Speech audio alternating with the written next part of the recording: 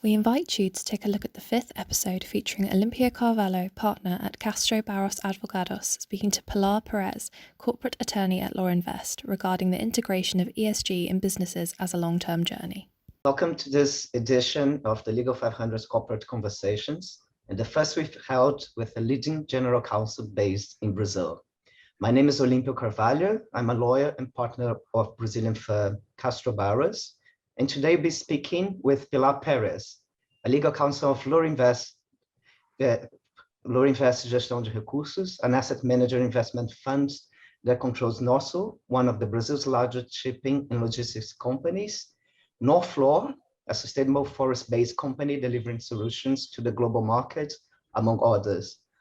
Corporate Conversations is a new webinar and podcast series by the Legal 500 that established a fireside chat with an innovative Ask Me Anything format. It features a variety of internationally acclaimed general counsel and leading corporate lawyers from around the world, willing to share the practical experience and provide expert insights across a wide range of topics. Today, our topic focuses on the adoption of ESG factors by organizations and how to approach this in the long term.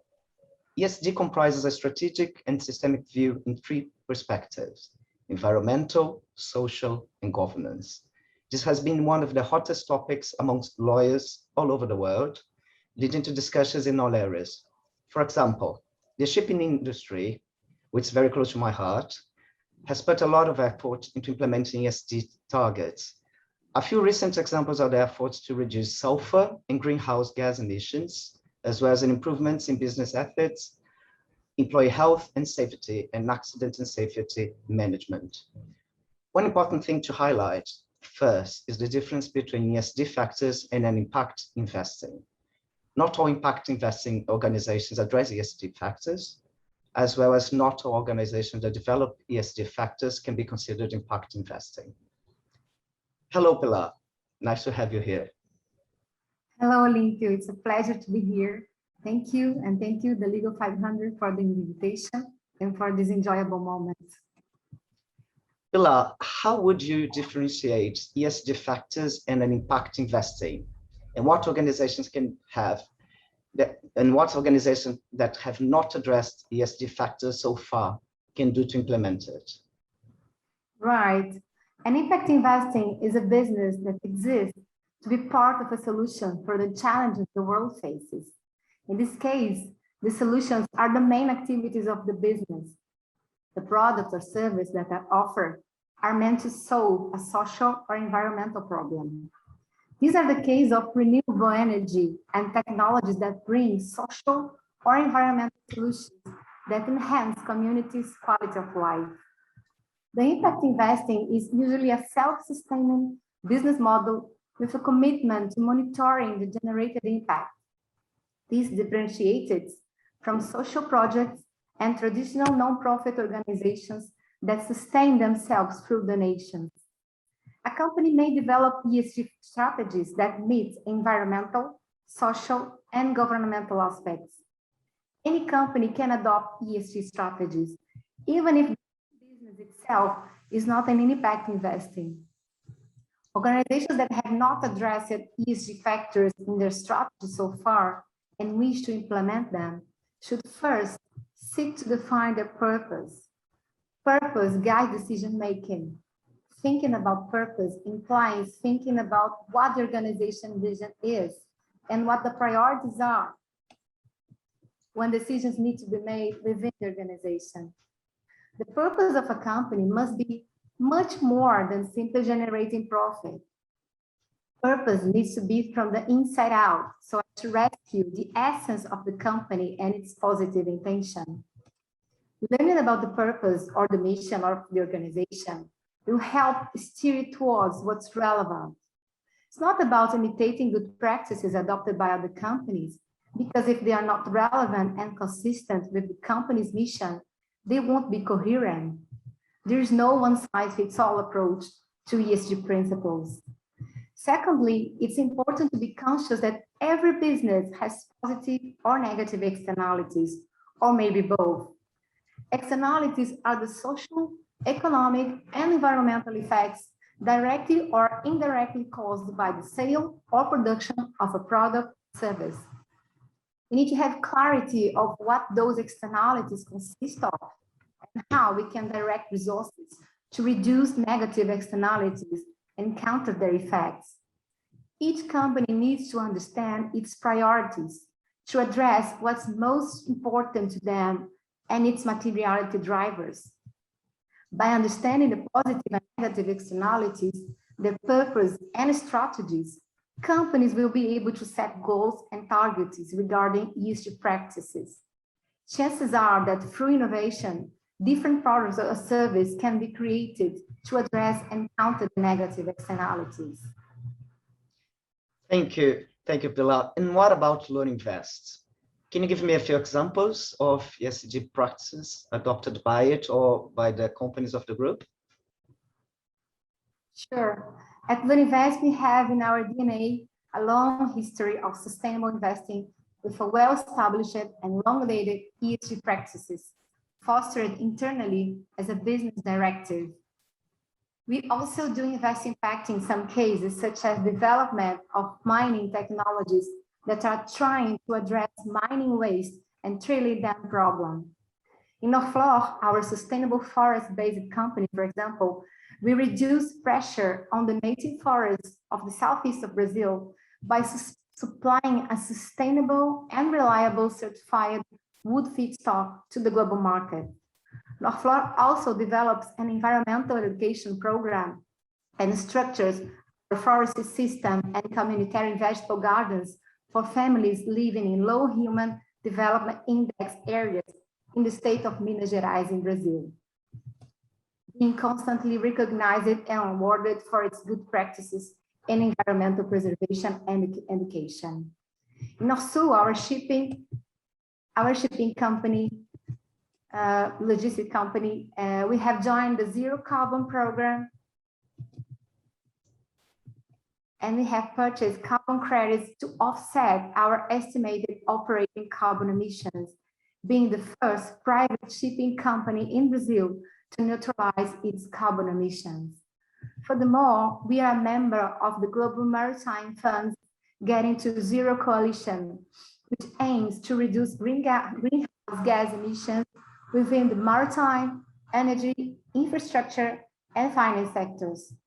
We are a proud sponsor of Instituto Baleia Jubarte, supporting the monitoring of humpback whales and altering our navigation routes to avoid disturbing the migration patterns. Olympio, as a lawyer that specializes in maritime law, you know how these kind of actions are relevant and important, right? Yeah, I do. They are indeed great initiatives, Pilar. And they lead me to another question. Private equity funds can have an extensive portfolio and invest in many companies with different business and different activities. Based on your experience, to what extent can private equity funds positively influence the invested company regarding ESG factors? Well, investment funds are managed by the asset managers, who are in turn responsible for analyzing data and selecting companies for a portfolio that address the investment policy of the company, of the fund. In addition to that, in Brazil, the Security Exchange Commission requires that private equity funds must have a strategic influence in the invested companies, which call for active investment rather than passive ones. But this influence can go far beyond only a financial strategy that only seeks profit and financial returns. Financial returns are important to make the business sustainable, but there are other measures that can direct the positive influence, such as stimulating better governance, as well as effective environmental and social practices. According to the Brazilian corporate law, the directors and officers of a company must exercise their duties in accordance with the laws, the bylaws of the company, and in the interest of the company, meeting its social function. The controlling shareholder must also use its power to make the company fulfill its social function. The concept of the company's social function encompasses the idea that it should not only aim to make profit, but also be concerned with the consequence the company's decisions have on the wider society. In other words, the social function of the company must be understood as accounting for the rights and interests of the stakeholders. The duty of care has never been more relevant. So, regardless of whether an investment fund is a controlling or monitoring shareholder of a company, or has one or more members in the board of directors of the said company, it must influence the company to improve its ESG sustainable practices. At LearnInvest, we are constantly stimulating ESG practices in the companies we invest, either through LearnInvest or through the members in the board of directors we elect, learning from our experience and setting targets and challenging goals. Yeah, great, Pilar. I want to hear from you also about the United Nations Sustainable Development Goals. As you know, in September 2015, the UN General Assembly formally adopted the 2030 Agenda for Sustainable Development, along with a set of 17 global goals to end poverty, protect the planet, and ensure prosperity for all. Such goals have specific targets to be achieved until 2030. In your opinion, how can the ESG factors be aligned with the UN Sustainable Development Goals? The Sustainable Development Goals, or SDGs, constitute a universal, integrated, and transformative vision for a sustainable world. Some of the 17 SDGs are decent work and economic growth, quality education, climate action, reduced inequalities, among others. They represent the great challenges of society and the issues that will need to be solved in the coming years. For these goals to be reached, the UN has called on everyone to do their part: governments, the private sector, and the civil society. In this way, the private sector needs to play a key role in the global sustainability agenda, given the social resource at hand, the ability to impact society, and the power to influence its audience, and with that, contribute to direct positive behaviors. Companies acting out of alignment with the global sustainability will likely lose their place within society and their clients and customers. Both individuals and companies can choose one or more SDG to support. By choosing an SDG that is connected to the business of the company, the actions can leverage its purpose. Organizations that can pave the way to operate in new markets and meet clients' wishes for products and services aligned with the principles of sustainability. The assertive use of the SDG allows the company to communicate its actions and enhance its positive impact in a structured way, supported by its material teams and contextualized with global demands, helping to build a better world and a better reputation and image. I am proud to work in a place that, like me, is strongly committed through its invested companies to some of the SDGs, such as climate action, decent work and economic growth, life on land, life below water, quality education, among others. And you should. And you should. On the other hand, which opportunities do you believe organizations and companies they miss when not adopting ESG practices? Yes, we know that society is becoming increasingly aware and no longer tolerates companies that do not take a stand on social and environmental issues. Even if they are not aware of that, companies may be ranked within the ESG factors, and in this case, the lack of action also communicates. Financial institutions are considering ESG factors in the credit assessment and risk analysis of companies. Banks, development agencies, and risk classifiers are inducing and disseminating the adoption of the ESG factors by customers and borrowers. What does it mean? It means that not adopting ESG practices can lead not only to a risk of losing clients, but also a risk of not being able to obtain credit under more beneficial conditions. companies must be part of the solution and manage its business in an ethical, transparent, and innovative way. ESG should be seen as an opportunity to offer new business and services. It shouldn't be a choice between either making profit or taking care of people and the planet. The COVID pandemic crisis has also revealed the extent of social inequality. According to the report released by the United Nations Development Program, Brazil was ranked as one of the 10 most unequal countries in the world. ESG principles should be seen as an opportunity for transformation and collective purpose. Crisis must be considered as an opportunity for change, an opportunity to broaden the perspective and the range of solutions. Thank you, Pilar. I'd like to shift now to the role of the legal counsels implementing the ESG factors within the companies and organizations. How can legal counsels enhance the organization's capacity to do so? I mean, to address and implement ESG factors. Well, first, ESG must be seen as a long-term journey and as an opportunity to strengthen business relations. It's crucial that ESG factors are aligned with the strategic planning and the business model of the organization. It must also become part of the organizational culture. So, as I pointed out, legal counsels must understand the strategies, the positive and negative externalities, so they can work on improving governance and compliance. Both of them need to be seen as investment and not as cost. Reputation and image are directly connected with what leaders say and do, which means that seeking great transparency is a key issue.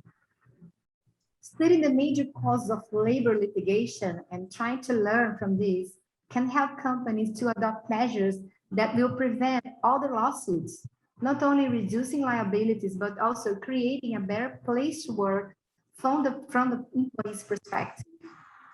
Legal counsels can help the companies to create a more sustainable relationship with suppliers. To do that, they need to understand the supply chain and assess players and partners upstream and downstream to confirm that such partners work in ethical conditions and that there is no child labor, slavery conditions, no compliance with environmental or labor laws, among other factors. Reducing liabilities will help organizations to become more attractive to investors and creditors, enhancing their capacity to raise funds. A company that adopts ESG practices tends to be more resilient to face crisis, uncertainty, and instability, which thus can generate greater value for stakeholders. Raising the bar towards international standards is also very important when dealing with compliance. Legal counsel can create the framework to make companies ready to engage in international business relations. In view of that, the companies must have a strong code of ethics, an active ethic channel, and adopt anti-corruption and anti-money laundering measures that are in accordance with international rules. Above all, lawyers need to emphasize the importance of the walk the talk by all leaders. It's about what we do rather than what we say. Compliance with ESG factors can serve as an important metric for the evaluation of companies and help to enhance the rating. Moody's, Fitch Ratings, and S&P have been taking ESG factors into consideration in the credit rating analysis. Besides that, there is room for monetizing the measures adopted. In Brazil, there is a bill at the Brazilian National Congress that intends to create a legal obligation for companies to include in the annual management reports the estimate of greenhouse gas emissions for the year ended, expressed in carbon dioxide equivalent, accompanied by a calculation report. In that case, the board of directors of such a company will have to express its opinion on the management report, including on greenhouse gas emissions. Okay, with that in mind, what do you believe are today the biggest challenges in ESG? I mean, and how can legal counsels work with a long-term journey and in a more effective way? Livio, the biggest challenges are the lack of standard metrics, accurate definitions, and a pattern for methodology in relation to ESG factors. These, together with the lack of transparency and consistency, leave some room for greenwashing, whereby organizations can overstate the application of ESG principles in an unreliable way. In this sense, the Security Exchange Commission of the United States of America has made some risk alerts to investors regarding ESG products. Some of the risk alerts include inadequate controls to maintain, monitor, and update clients' ESG-related investing guidelines, compliance programs not adequately addressing relevant ESG issues, and inadequate controls to ensure that ESG-related disclosures and marketing are consistent with organizations' disclosures and practices. These risk alerts can be used as a framework by Brazilian organizations to enhance a clear and consistent disclosure of the criteria for diligence investments and monitoring them. In my experience, legal counsels can help implement policies and a compliance program with respect to monitoring such ESG practices. Disclosure, transparency, and consistency will be key issues for the success of the program. Also, organizations that are not able to integrate ESG strategies in their business model as a long-term journey will certainly face competitive disadvantages and might face real possibilities of loss of value for the shares and brands, reputational damage, and in the end, impact on dividends and return on investment. Last but not least, being able to influence not only the organizations, but also the community is a positive way to deal with such an important matter. Great, Pilar. I think this is all the time we have. So I thank you very much. I'd like to thank also the Legal 500 again for this great initiative, and also to thank very much those listening to it. Until next time then. Thank you very much. It was a great pleasure to contribute. You've been listening to the Legal 500 Corporate Conversation series.